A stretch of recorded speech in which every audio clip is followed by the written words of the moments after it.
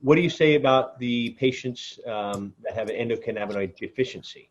And they're out of homeostasis, they're out of balance, and the cannabinoids bringing the body back to balance. This is something that is in the news all the time. You have Dr. Raphael Mechoulam out of Israel, as we talks about this all the time. Are you? I'd love to hear your thoughts on that. I'm not. That's his way of describing it. Mm-hmm. So, like the Chinese have a way of describing a cold. Like with a fever, it's wind heat, or a flu virus is often wind cold.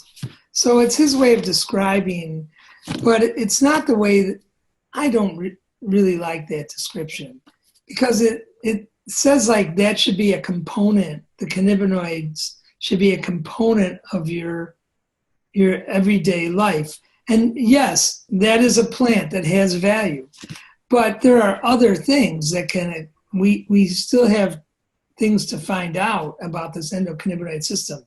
It wasn't designed specifically for cannabis or hemp components. They're just a molecule that seems to activate this part of the nervous system we didn't even know about. So there are people that do have deficiencies that affect their nervous system, that affect conduction of electricity in the nervous system, that affect mood, that affect the ability to minimize pain as an experience. Those people, you could say they have a deficiency in the cannabinoid system, because if you give them cannabinoids, they're better.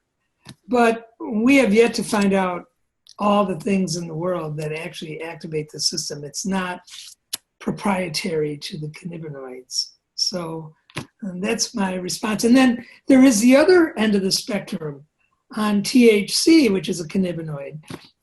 I forget her first name, but Professor Trotsky out of Mexico, who was the daughter of the famous Russian politician, did some landmark work on THC consumption and the reduction of dopamine as a neurotransmitter in the brain.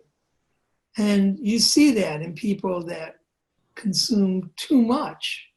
So you got on one end too little, yeah, and on the other end too much, which brings me, a guy who has studied Chinese medicine, to the concept of Zen. Where's the balance? What's the balance? What's the healthy balance? Too much can be a little bit undesirable. Too little can be undesirable. Does that answer your question, John? Yeah, and so you do see, there's back to the different, systems in the body. You said, it just goes on and on. You have your nervous system, your immune system, your renal system, endocrine system, and then what a lot of people have, as you were mentioning, with the endocannabinoid system, again, bringing the body back to balance, helps with pain, helps with anxiety and stress. And so is this just another little bump in the system that will,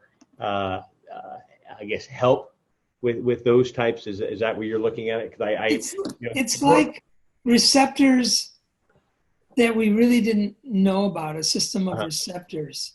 And these receptors, these cannabinoid receptors, are all linked, and they all have direct connection to the brain. And that's what was so fascinating about it, was that it had a direct connection, and it was a system of receptors. Hi, John Malanca here with United Patients Group. I hope you've enjoyed our videos. Please click like as well as subscribe to our channel here on YouTube. Also, follow us on Twitter at Patients Group and on Facebook at United Patients Group, as well as for our podcast. Please click the link in the description below. We'll see you there. Bye-bye.